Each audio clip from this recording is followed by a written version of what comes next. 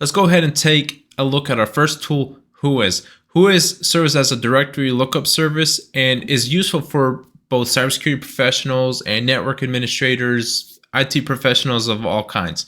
So it can provide valuable information about domain ownership and the network allocation. So Whois databases stores information about internet resources such as domain names and IP addresses. It can include contact information for the entities that manage these resources, as well as technical information like domain registration dates and name server records.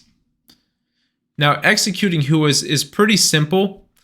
On the command line, all we need to do is type Whois, the domain name, and then it'll get the report of the domain. So let's go ahead and try on Google.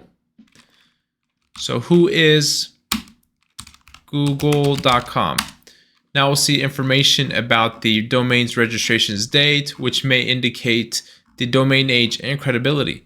So we'll see domain ID, domain name, google.com, registrar Whois server, updated when it was updated, when it was created in 1997. All these valuable informations. Name server, NS1, NS2, NS3, NS4.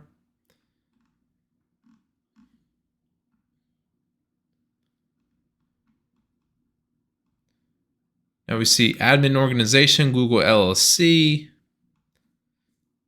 admin country, US, admin email, etc., etc. So this does help.